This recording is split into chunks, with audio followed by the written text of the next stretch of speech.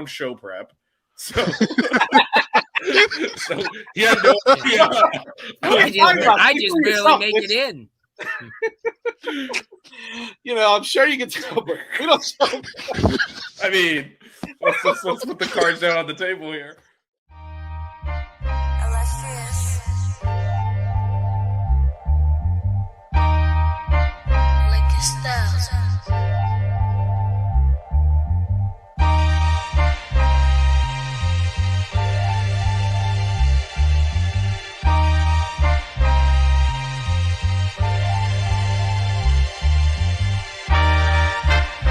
Miami Hurricanes, yeah. You know the name already. It's Mercy, ha ha. It's a 6-ring Kane show. Can't forget the name though. Got Jazz, Blue, Vision, DJ break the game code. Ain't no changing them, ain't no breaking them. Real put alive from the Hard Rock Stadium. Ball 14 for the orange and green. We see the 6-ring champs. It's more than a dream. This is life on the field. Beyond 100 yards, a hurricane that's never still put a damage to your squad. The 6-ring Kane show. The 6-ring Kane show. The 6 Rings Kane show. You know.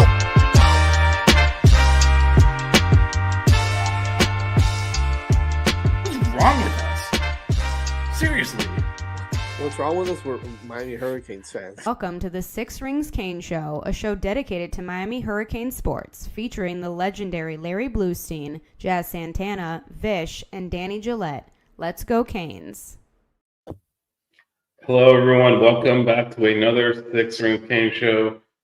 Fresh off a bye week. I am not Jazz Santana. He should be joining us in a moment. He's on work travel and trying to make it into the show, but joined by DJ Blue. How's it going, guys? Good. How are you? Good. Enjoyable bye week. Nice to be sitting at home watching everyone else lose. It's always a good place to be. We're going to get into that a little bit, talk about the Louisville game, of course, but before that, a word from our sponsor, which is still 305-800-PAIN. After an accident, every minute counts. With one call to 305-800-PAIN, you get immediate access to trusted doctors and attorneys who guide you step by step. With an A+ rating from the Better Business Bureau, they're a brand you can trust. Much like 5 Reasons Canes, 305-800-PAIN is focused on the local community of Miami-Dade County and South Florida. They'll handle all your accident needs, including car accidents, personal injuries, and related legal matters. So after an accident, be sure to call 305-800-PAIN. The number is the brand, 305-800-PAIN. Después de un accidente, cada minuto cuenta. Con una llamada a 305-800-PAIN, ustedes pueden obtener acceso inmediatamente a doctores y abogados para ayudar con todo el proceso. Con una clasificación de A+ del Better Business Bureau, pueden confiar en ellos. 305-800-PAIN tiene mucho en común con los 5 razones Canes. Están enfocados en la comunidad local de Miami-Dade County y afuera del sur. Ellos pueden ayudar con todo después de un accidente, incluyendo accidentes de carro, lesiones personales y otras cosas legales relacionadas. Entonces, después de un accidente, llama 305-800-PAIN. El número es el nombre de la marca. 305-800-PAIN. Shout out to our sponsor as always. Thanks for supporting the show. So I guess, the show rundown I had was breaking down Miami's offense versus Louisville's defense, but DJ and I were talking a little bit as we were about to launch.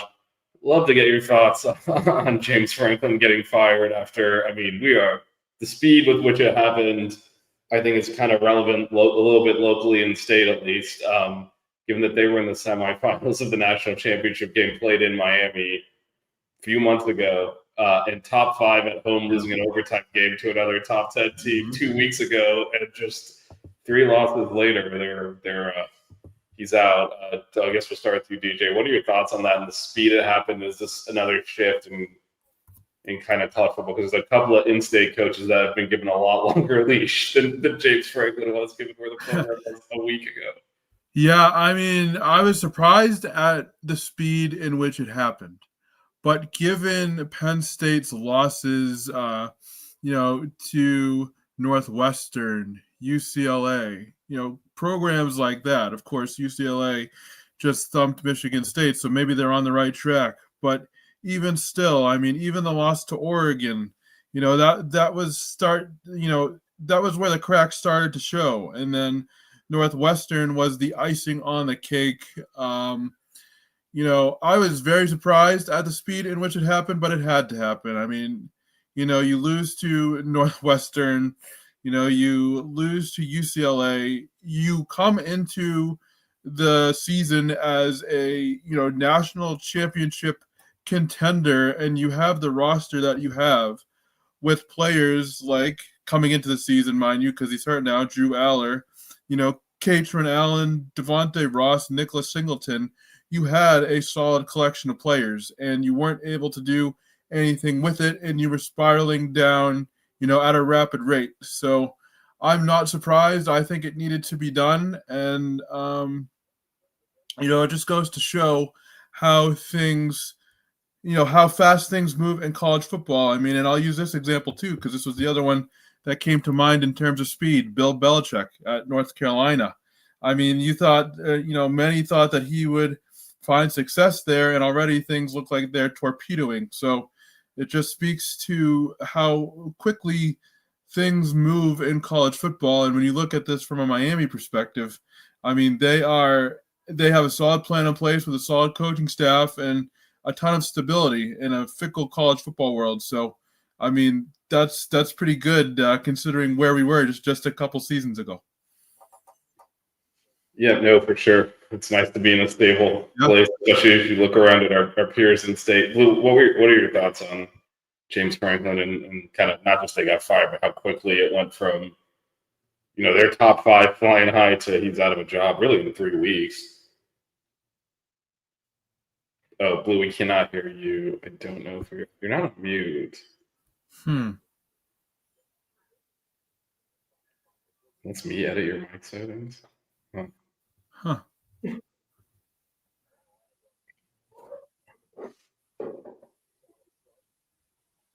Nope, nothing.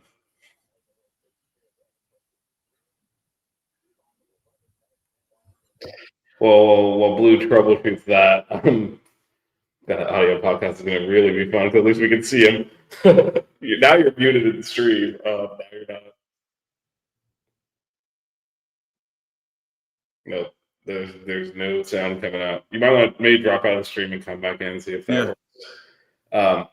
While Blue troubleshoots that, I'll just say that I think the thing that surprised me, I agree, it was time for him to go. I think this had kind of run its course. But, I mean, it's hard for people to remember back this far, but, Bill O'Brien abandoned them. They were coming off that huge scandal, which we all know the details of. Yeah. He kind of pulled them out of that to the point where they finished in the top 10 half of his tenure. And, the thinking was that program was dead. Yeah.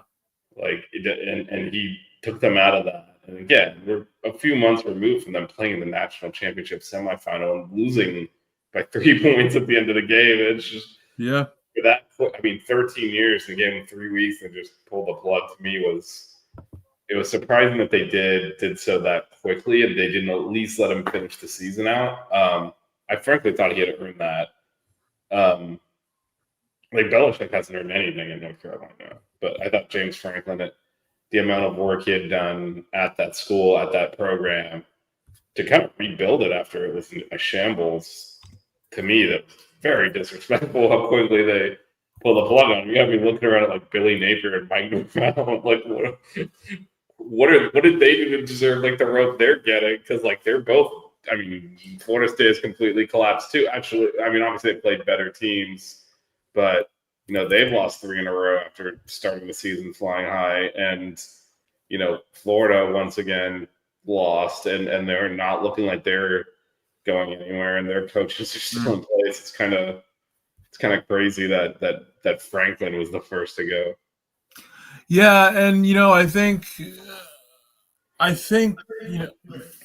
it's hard because, like you said, they were in the first round of the college football playoff last year, but a 13-27 overall record against top 25 opponents certainly didn't help him. And I think aside from last year, fans may have felt like he was underperforming. Now, looking back at his resume, he still had some very good seasons, but I just think they want somebody that can get them that national championship or bust. And whether or not this will be a good firing remains to be seen. It depends on who they hire next, and it depends how big their checkbooks are. If they don't even sniff the national championship with the next hire, then they may have buyer's regret, and it's very well, it could very well happen. But if they can get finally to that next level, then, maybe it will be the right move after all. It's a tricky situation, but, I think this season in particular, with the way they lost and the teams they lost to, kind of did him in. Yeah, I think let him. I mean, they can even. To me, it was so. I mean, they were chanting, fire Franklin at the at the game. So yeah, maybe they just tried to diffuse what was going to turn into an uglier situation. But I don't know. Where's the loyalty in this world, man? Yeah, I mean, I get the program loyalty, but like you said, fans were like booing him when his family was coming out to greet him. Like it wasn't a good situation for anybody at that point. So Penn State's got to nail the next hire, whoever it is. I mean, they got to do something. It's a tough environment to win in with that Ohio State monster next door, and frankly, it's not the most attractive. I mean, it's a good game day atmosphere, but it's not a good area. Most attractive place to attract players to when you're going against, other schools that are in more urban areas. I also think, I mean, the fact that Indiana's this good is probably hastened his exit. They're like, if Indiana can go to Oregon, why can't you beat them at home? It's fair. Yeah. No, I mean, the whole Indiana thing is such a phenomenon, and I'm seeing it on the Nebraska side. Fans are comparing, Kurt Cignetti to Matt Rule. Why can't Matt Rule go to the college football playoff and stuff? And why? And on the Penn State side, why can Kurt Cignetti do this, but James Franklin can't? Kurt Cignetti is a damn good football coach, and what he's doing is very hard to do. It's not something that's commonplace in college football. He is an extremely talented coach. He's a good developer of talent, and we're seeing across the country other situations where new coaching hires don't necessarily work out. So I think the comparisons, of programs to what Kurt Cignetti is doing at Indiana is an incredibly difficult position to take. No, it is, but I think on the flip side, there's no reason Penn State should be worse at football than Indiana. I agree. Fair point. And now it's kind of 2 years running on that. So and that's the other thing too. I mean, I guess you can say, you look at the people around you, like Kurt Cignetti, and then you look at James Franklin, who's 13-25 against top 25 opponents, and you kind of get that kind of itch to want to win now, like you see Cignetti and like you've seen other programs do as well. So I get it, but it's just a tough thing to compare yourself with. Yeah, no, it is, but it's also a kick in the pants for everyone. When Indiana's doing it, you should be able to. No, it is, yeah. All right. Anyway, on to well, first let's see. So the backstage is full now, so let's see if we can get Blue in here with audio this time. Blue sound check. Can you not hear us now? Can you not hear us, Blue? It's a tough night in the neighborhood. Yes, there's Blue, and then Mr. Hey. How are we on audio? Hey, we're at full strength, 20 minutes late, but no doubt we're here. Clock management not here. Can you hear and talk? All right, so you missed us troubleshooting live on air for 30 seconds. Blue's audio not working. So what I probably missed that I wanted to see was you speaking Spanish and do the read. He did great. I know he did, but it's just awesome. I'd love to hear it. Anyway, yeah. So that did happen, but we are go. Let's get to the topic at hand, which is the Canes host Louisville. Is that what we're talking about? Oh, okay. Yeah, I think so. We spent some time on James Franklin, rest in peace. But it's time to talk Canes and Cardinals. God, he didn't die. He's probably gonna get a really good job somewhere. That buyout is also gonna last him a little bit too. So.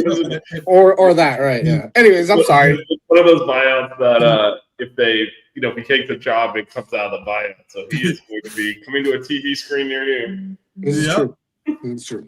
Nice cushy TV job. Yep.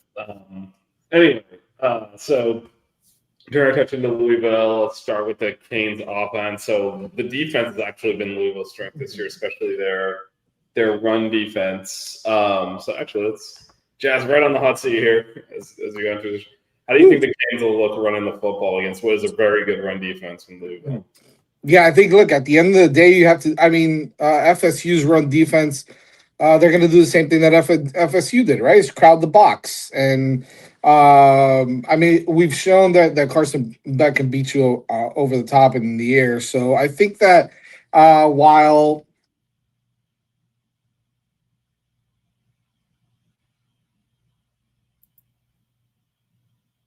we did not effectively use the bye week here. That's for sure. Everything's coming apart.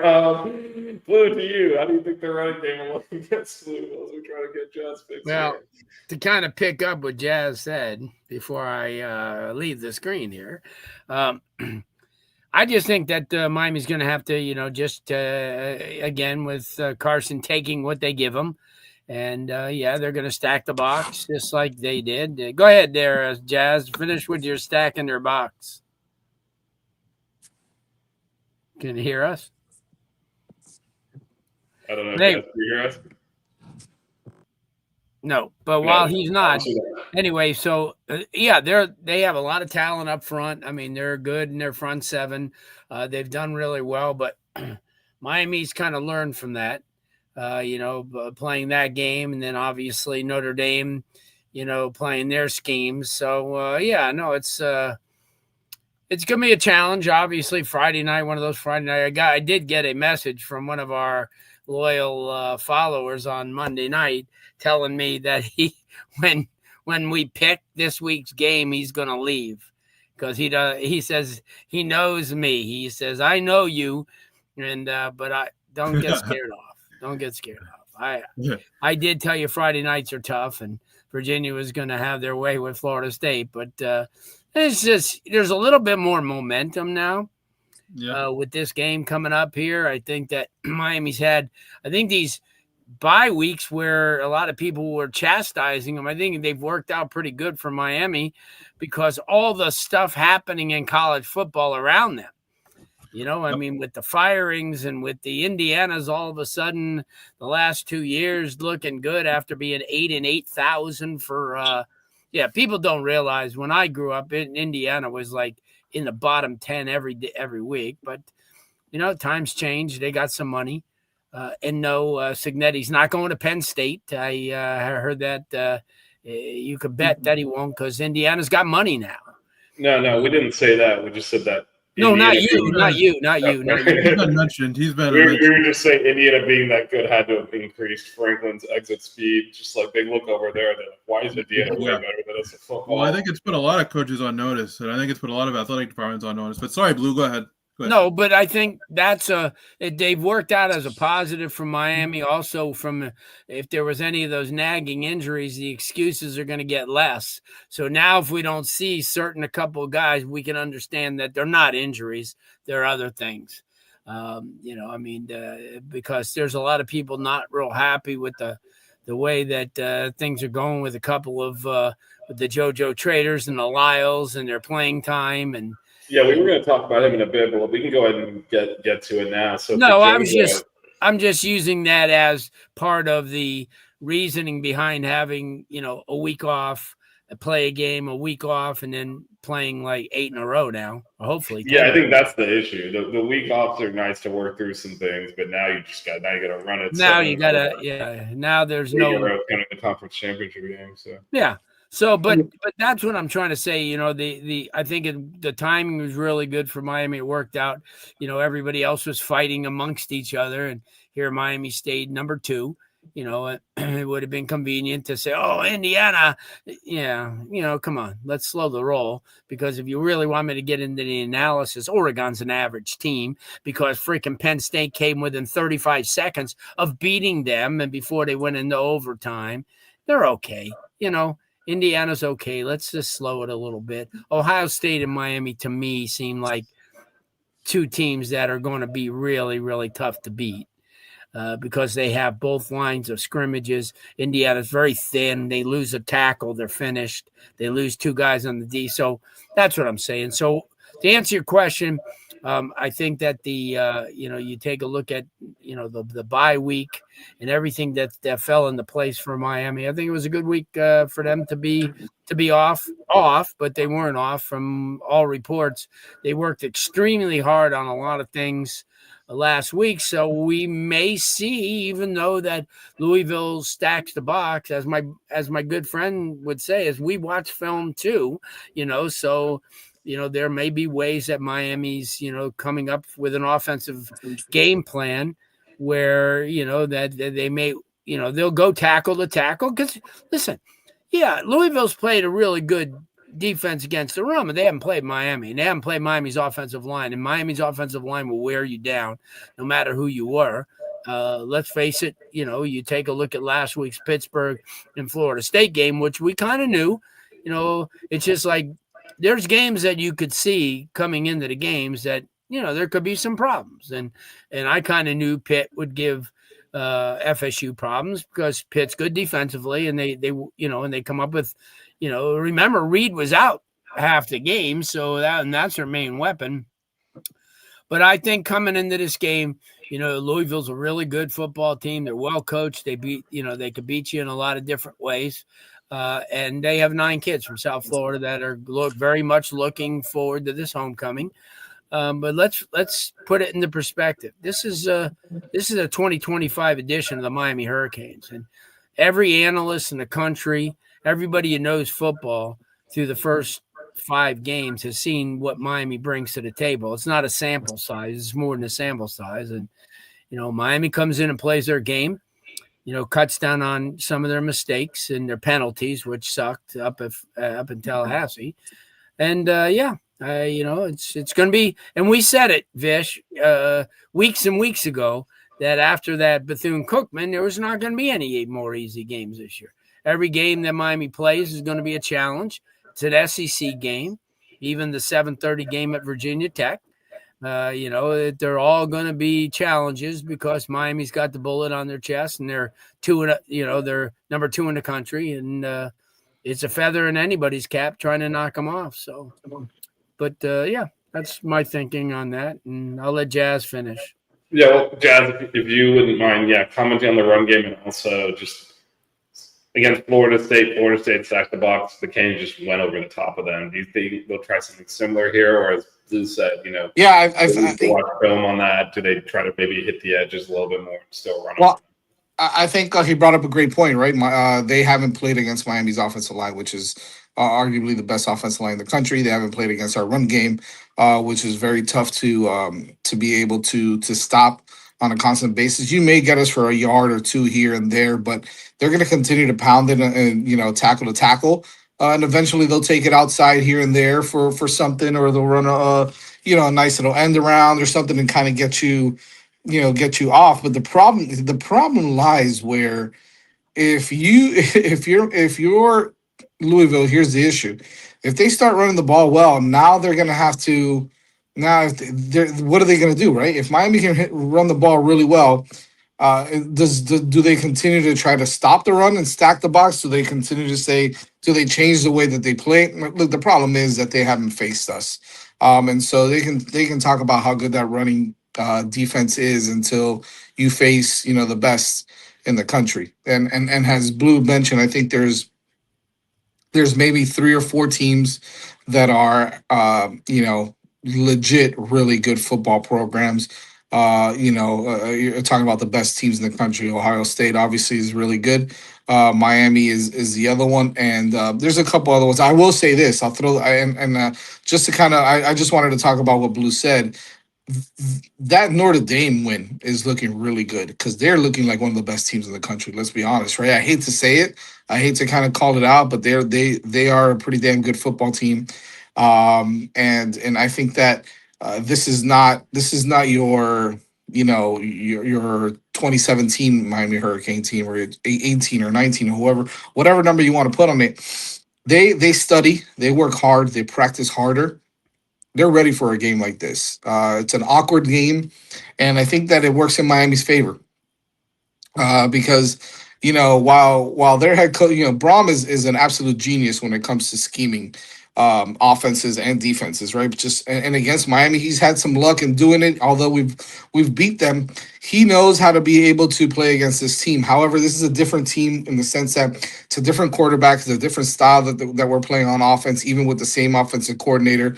And I think you still haven't seen everything that Dawson has in his back pocket either. So I think you're going to see a lot of different wrinkles, some new plays, and I think Miami comes in on Friday night and handles their business. Period. They clean up those penalties and they come out and they dominate this football game. That's plain and simple. I think that the days of us thinking, oh my gosh, this is a trap game, or oh my gosh, it's an awkward Friday night, and the stadium's not going to be full until the third quarter, and blah.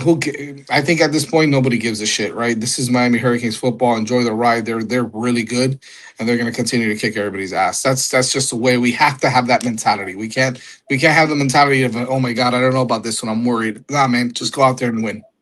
That's it. Yeah, no, I don't think the Canes are worried about any of it. Just a couple of comments before I throw this over to DJ from the chat. Blues the best. Yep, beat the Cards Friday night. It's always every day is a good day to make fun of FSU. Yeah, Louisville's offense. We're going to talk about Louisville's offense versus Miami's defense. A few comments on that. We'll get to that in a minute. But DJ, I'm going to throw this over to you in terms of just Carson Beck obviously had his best performance against FSU. Again, a team that also kind of loaded up against the run.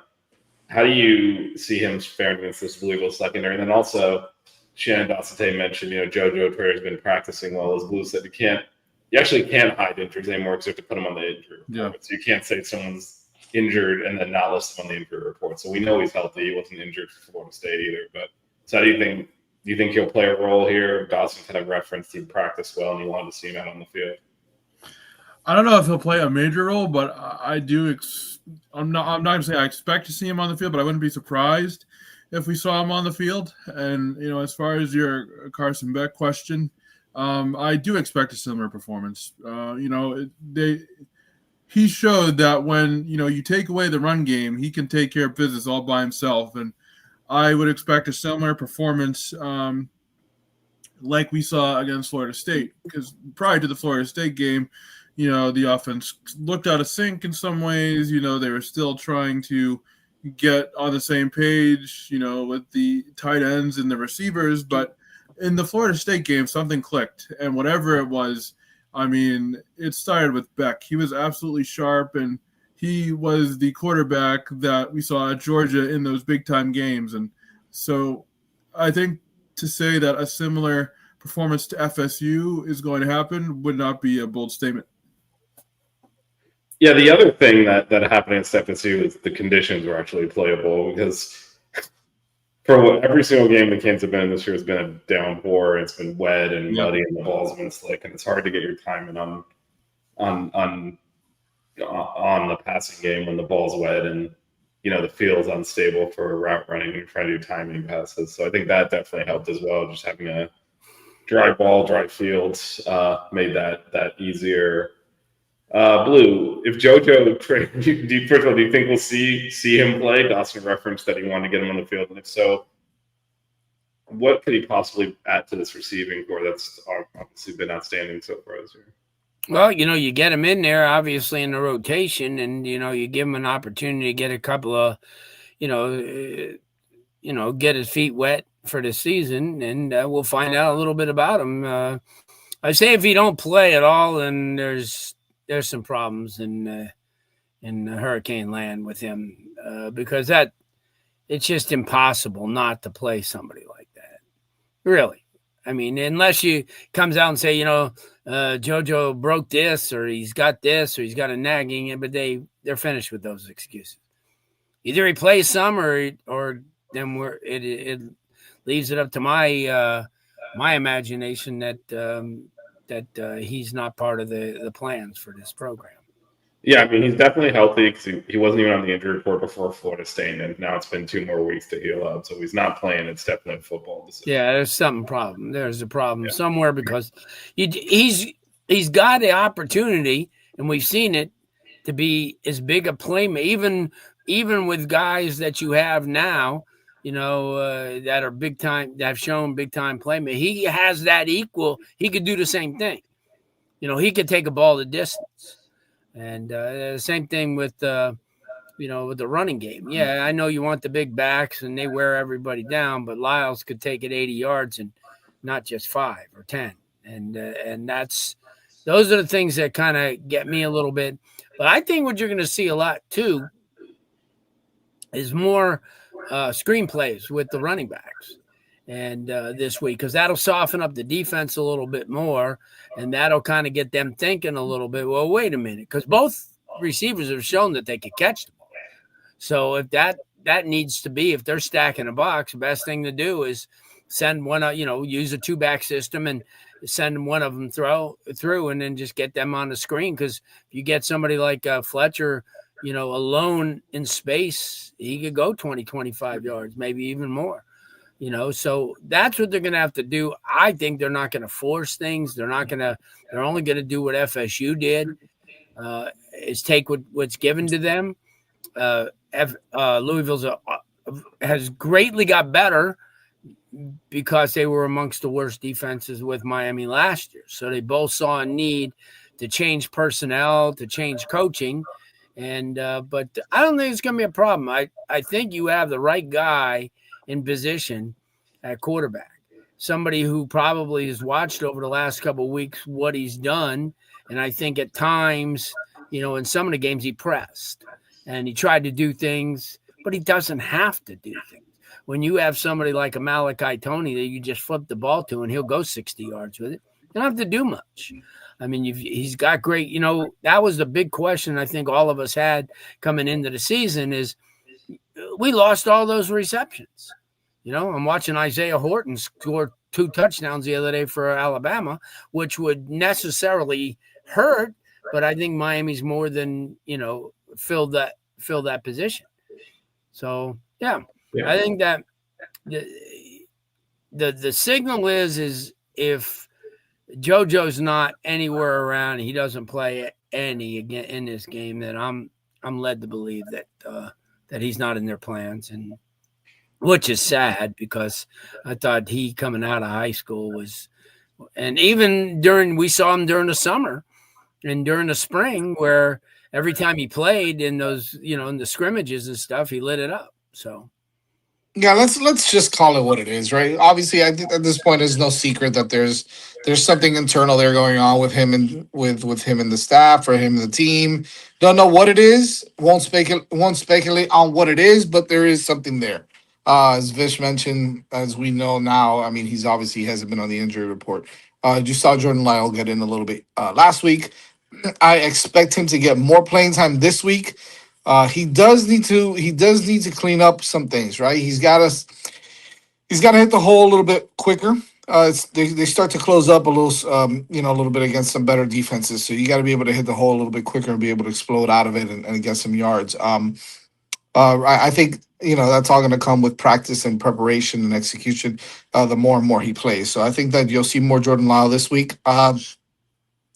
The thing with JoJo is that JoJo is still, regardless of how good CJ Daniels, Tony, Keelan Marion, and all these guys are, he is still probably the most explosive wide receiver on this team. He's still probably the best. If he's on the field, he could probably be the best wide receiver on this team. He's going to make plays. He's going to open up everything for that offense if he can get on the field.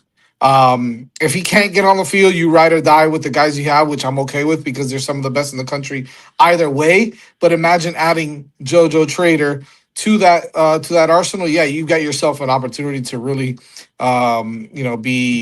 be game changing. JoJo is that good, but he's having his issues, whatever they are. I pray the best for him. I hope that it all works out so that we can see him on the field on Friday night. Catch a couple of balls, because I think the minute that you put him on the field, you're gonna have to pay a lot of attention to him. I don't care if it's his first game or his 200th game. I think that's how good he is, and I think that you'll see that whether he plays is yet to be determined. But if he's on the field, you'll see that. I think he's that good. Yeah, I mean, he's got to earn his way onto the field, though. Like you said, the Yeah. guy's performing, so like it's not like he's automatically Right. get on there. And I think one thing this team has emphasized a lot, and you see the coaches comment on it, if you look at the film, it pops at you, is the blocking at that position. Even Malachi Tony's undersized, started the season at 17 years old. He gets in there and knocks people down and really commits to blocking. Like, JoJo's got to do all that to get back on the field, because these other guys, even when they're not catching the ball, are making a huge positive impact by blocking and Right. the running game. So that has been a point of emphasis for the team this year and the staff. And you're seeing it. You're seeing it in real time. You're seeing all these receivers really block. And so he's going to have to do that to get on the field. DJ, before we pivot to the other side of the ball, your thoughts on JoJo? You guys kind of mentioned it a little bit, but at this point, you have a formula at the wide receiver position that's working, right?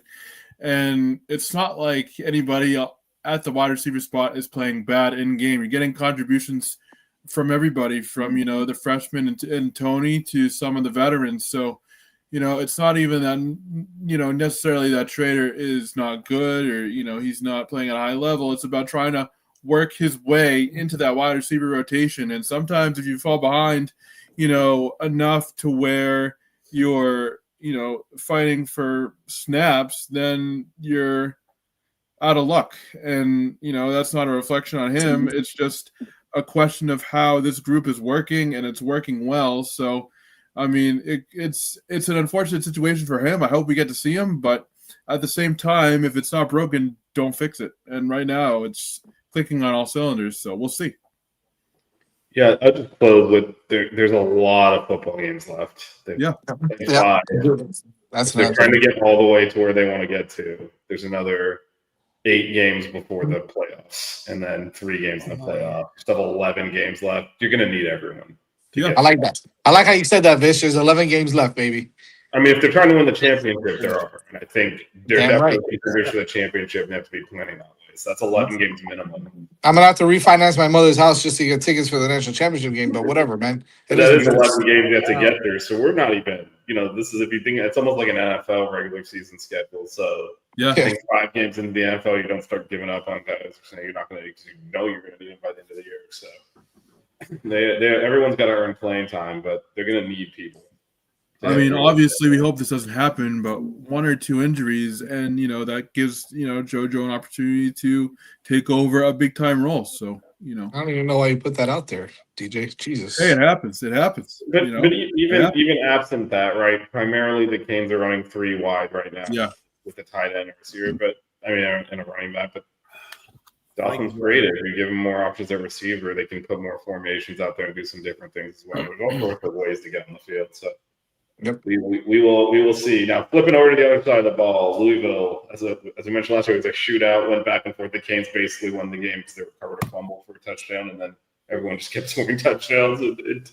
They kept that one touchdown lead all the way through to the end. This is a very different Louisville team with a new quarterback.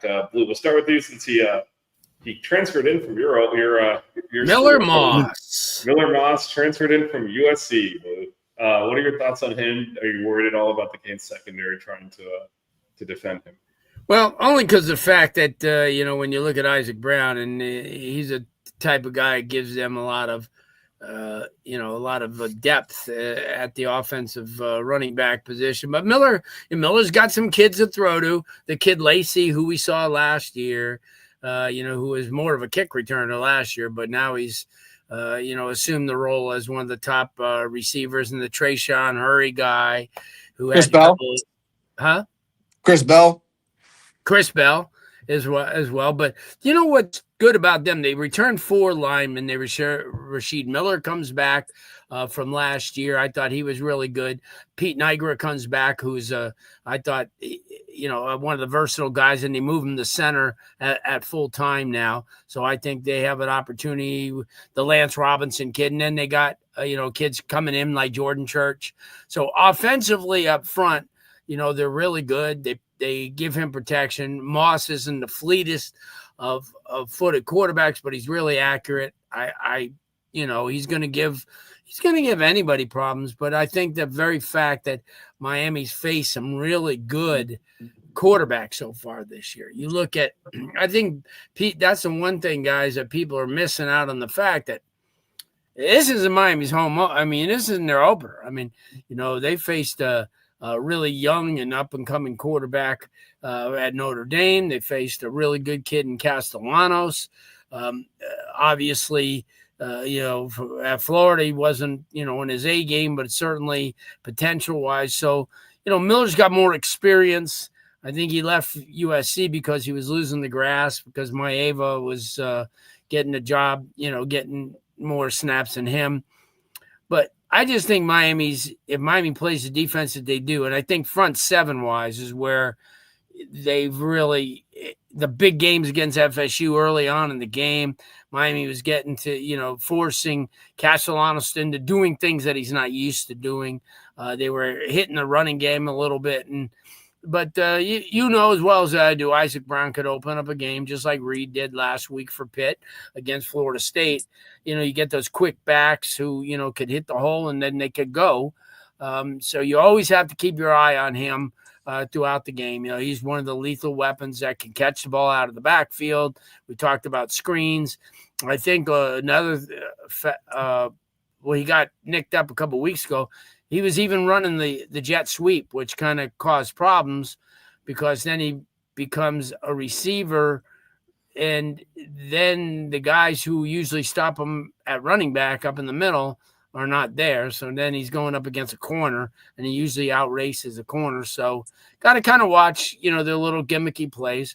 Everybody's going to run different types of schemes at Miami to see what they have, because as well as Miami's had the 2 weeks, or the extra week to look at Louisville. I think Louisville's had the week to look at Miami and what they do and what they brought to the table. So I think if Miami starts using some of those faces that they haven't, this is a dimension that gives them the edge, because Louisville hasn't had a chance to fully scout a Lyles or a JoJo Trader. So, but even though they've had the chances to scout the receiving core Miami has, I think they're good enough it doesn't matter how much you study them and try to prepare for them.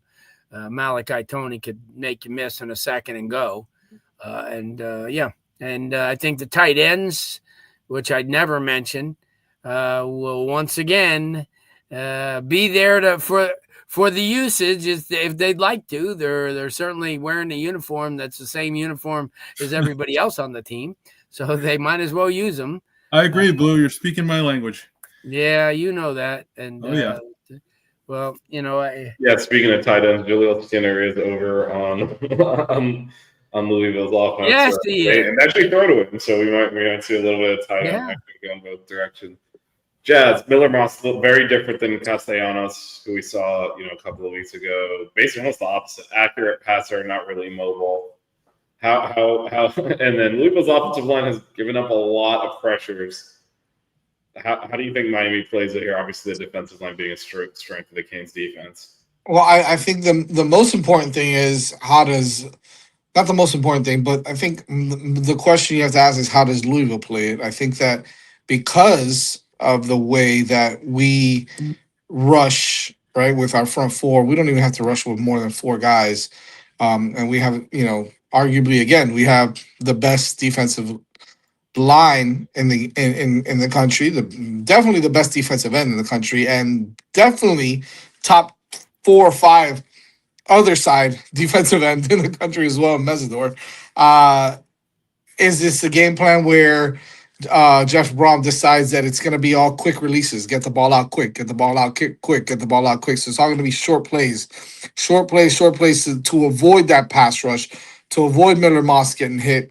Are they going to try to do that, or are they going to play to Miller Moss? To what they always do is he's going to drop back, try to find the guy, run their plays, run their offense, strong, and take the chance of getting lit up every play because of the pass rush that we're going to be able to get. I know that they've got some experienced offensive linemen, but again, this is one of the strengths of Miami is the defensive line. When you get those guys that are going to pin their ears back and come after them, I think that they're going to have to try to run the football effectively, or at least to minimize that pass rush a little bit, right? To get them to kind of sit back a little bit. But at the end of the day, I think that the front four, even the front seven, I guess you can say, is just going to be too much for Louisville, for Louisville's offensive line. However, Brom knows how to scheme. Brom knows how to do those things on offense, right? So look for them to maybe do some things differently, as I mentioned, maybe to get the ball off quicker, right? That's how a lot of teams try to slow down that pass rush just to be able to get the ball. All right, think and dunk, right? Just get the ball out quick. So if you can avoid getting in those short yardage situations on third down and then really, be able to rush Moss, I think you're going to be in good position to do some good things on defenses Friday night. Yeah, so DJ, Jazz touched on, the way for Louisville potentially to neutralize that pass rush, the dink and dunk, and other ways to run the ball effectively. Now, they haven't actually been able to do that this year. No, they haven't. That's true.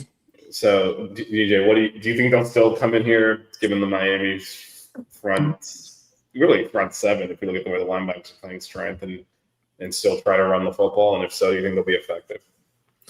I think they'll try to run the football. I don't think they'll be able to get it done, which means, this game could very well rest in the hands for Louisville of Miller Moss. And when you look at Miller Moss, he's a solid quarterback. He got,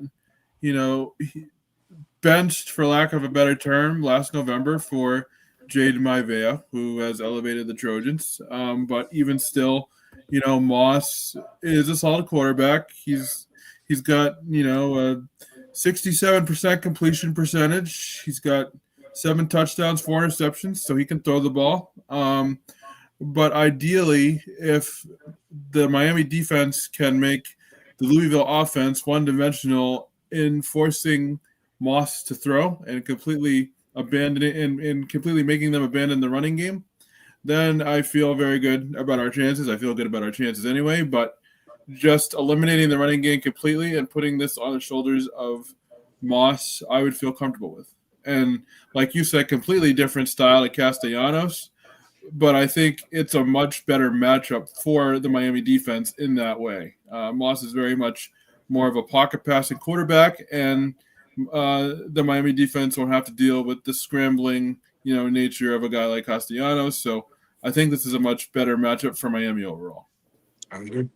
Yeah, no, that's a good point on the kind of the different style and not having to really worry about him with his legs. Now, the other part of CXJ 10's point was that Louisville they're one of the slowest paced teams in college football. I know they're, especially after last year, they were kind of known for explosive offense, high scoring. They have gone a different direction this year, I think, to protect.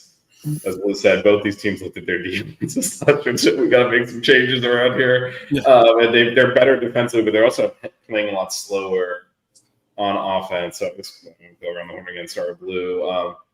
Your thoughts on whether or not Miami will be able to get off the field on third down and potentially fourth down? We saw, that was something they struggled with against FSU. FSU converted more than half their third and fourth downs, which is why they obviously none of it mattered in the end, but they had those long drives. Do you think? What adjustments do you think Miami can make to actually get off the field on third down and prevent those long drives, clock-eating drives from happening? Yeah, well, that's a big assignment, Vish. I mean, especially, I don't want to disagree with DJ, but I just think Isaac Brown is such a force running the ball, and he doesn't need much of a seam. So I think they're going to use a lot. They're going to use a lot of him, whether it be line of scrimmage or get him into space. So they're going to do, it's going to be kind of a feeling out process, like I said. But Miller Moss is an experienced quarterback. He's been in situations, and, certainly they're not just throwing a guy who's untested to the Wolves. So I think a lot like Carson Beck, who's been there, done that.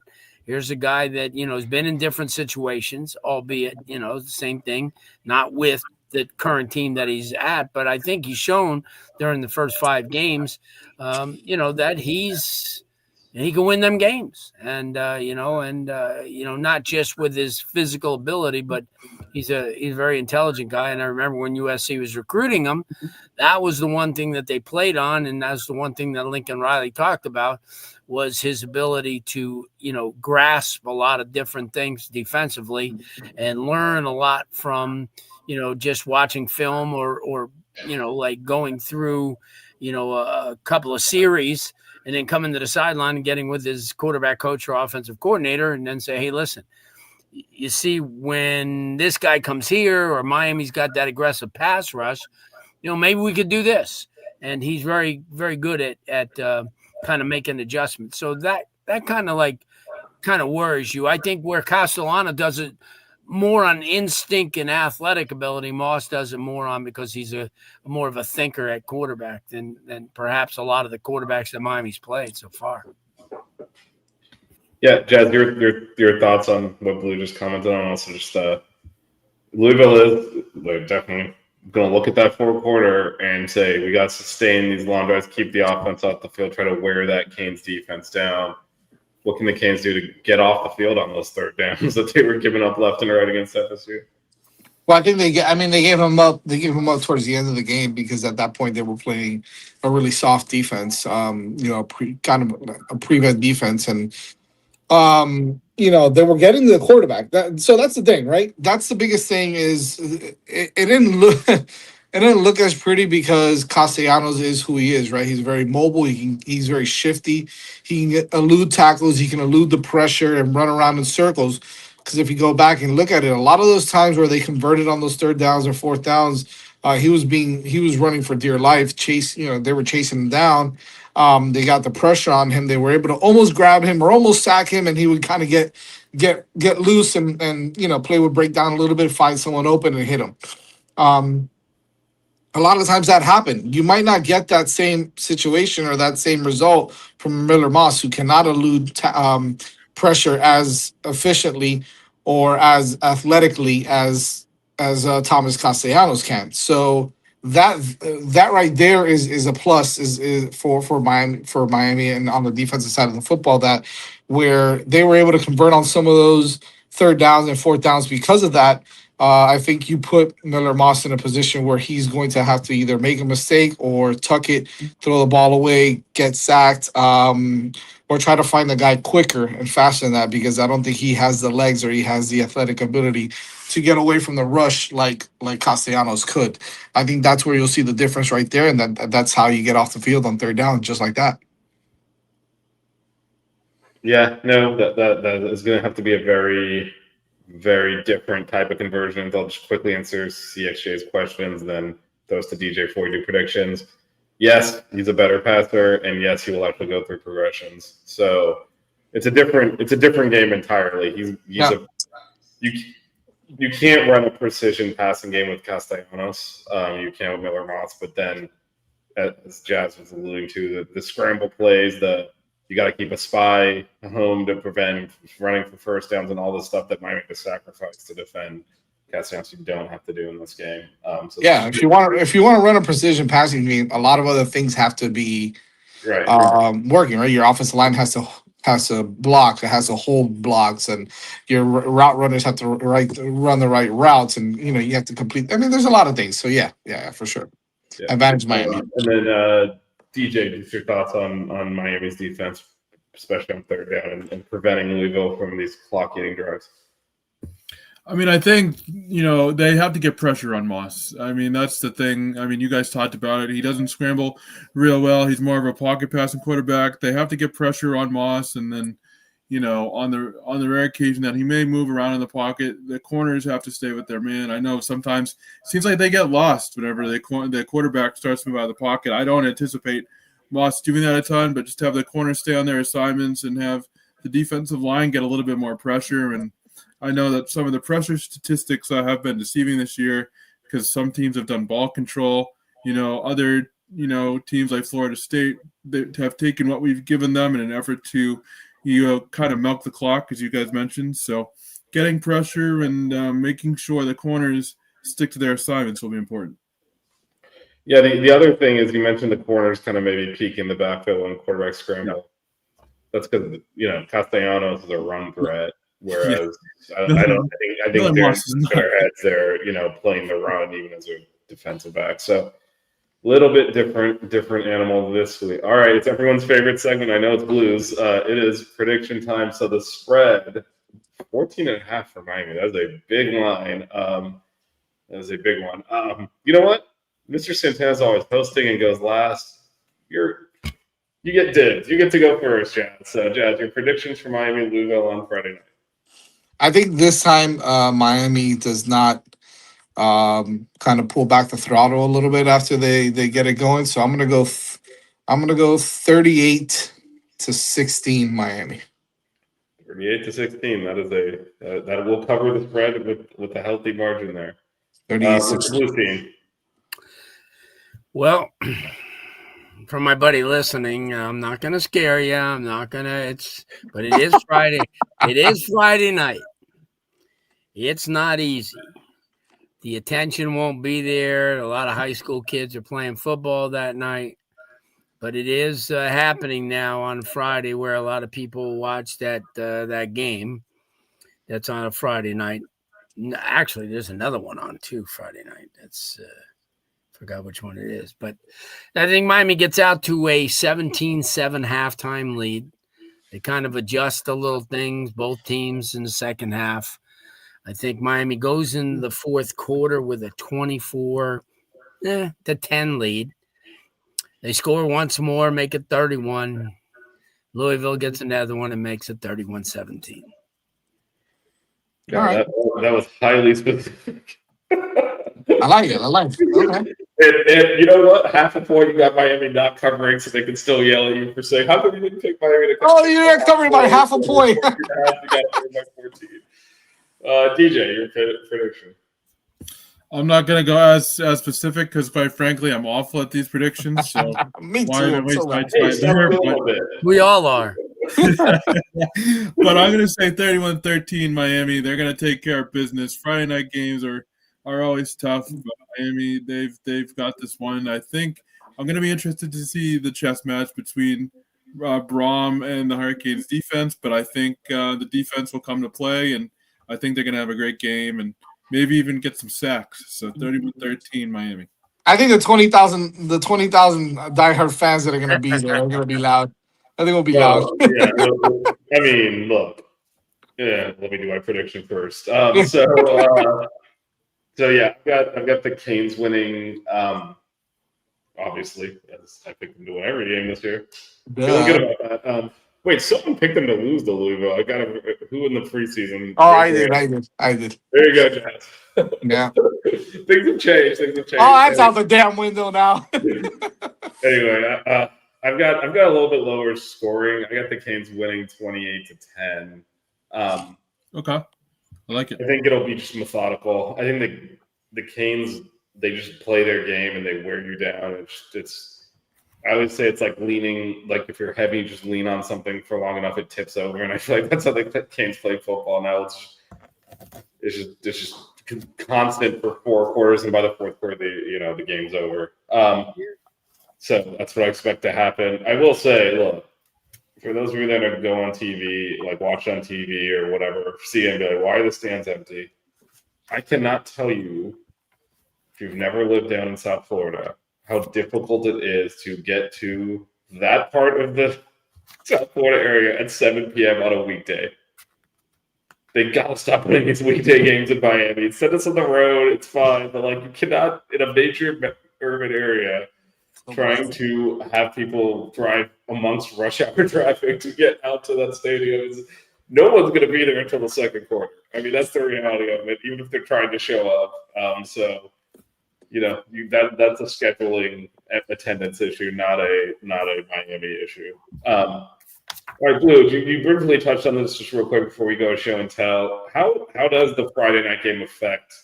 Because obviously the big recruits are all playing during the game. So how does that affect? Can the Canes get any traction off this game, or is it just kind of? Yeah, well, the key thing too is there's a lot of Thursday night games, but a bulk of them are Friday. The Northwestern Palmetto game, which is it's called GMAC week in Dade County this week. Yeah, I'll be there by halftime. Yeah. They're going to have some recruits. There's a lot of kids that, like I said, play Thursday, Saturday this week, or maybe be off. They'll get those, but for the most part, this is how it was, guys, when I was growing up, with Miami, where, they were going head to head to high schools, and it just wasn't very, very fun. And there's a lot of, people that,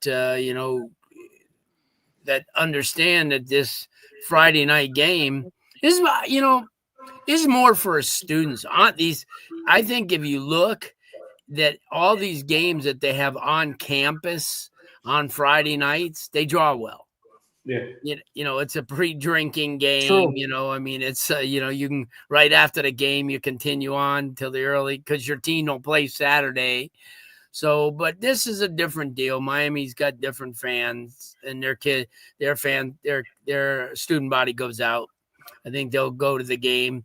I think you'll get a good fan support. I think you're going to get a good student support this week.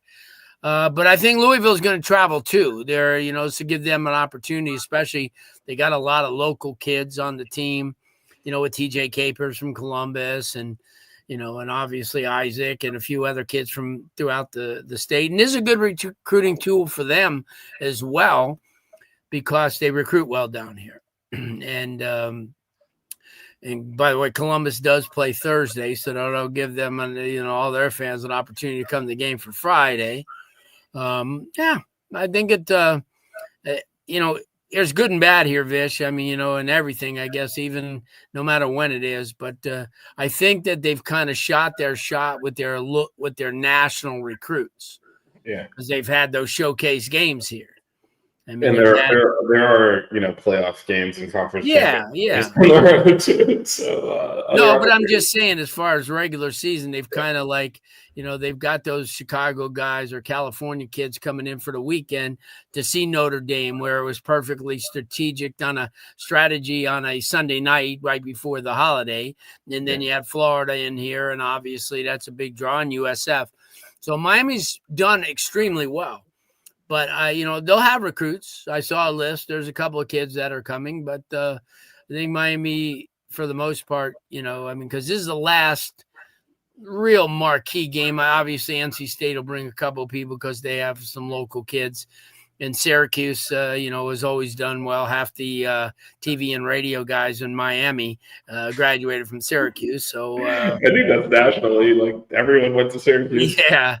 So I'm sure that you'll have a lot of local interest in that game. But and then the Stanford game's at 7:00. It was announced. So a week from Saturday. So that's you'll get a few, because Stanford doesn't come here very much. I think this is only their third trip to this area, because I know they did play in the Car Quest Bowl or Blue, whatever that one was, down here. But so I think to answer your question, it'll get some recruits. It's not going to be gigantic, but it'll be good. Yeah, no, it should be a fun time. Before show and tell. No, we're just saying he's not playing and he's not injured, because they have to do an official injury report now, and he's not on it. So he's definitely not hurt. They're not allowed to not list JoJo if he is hurt. So it's definitely not that. We did not say there was a reason. I think he's got to earn his playing time back. The other receivers are performing well. So that's all we're saying. He's not injured, though, because they have to put him on the injury report by rule. Otherwise, they're in big trouble. So that's a new ACC rule this year. The SEC started last year. They do an official injury report. He and Jordan Lyle were not on the FSU pregame injury report, so they are not injured. Lyle obviously played. JoJo did not. All right, we got some show and tell for us. Show and tell, baby. Yeah, we take you back a little bit.